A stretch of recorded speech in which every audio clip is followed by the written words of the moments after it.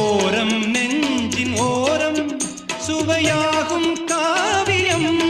ஓரம் நெஞ்சின் ஓரம் சுவையாகும் காவியம்.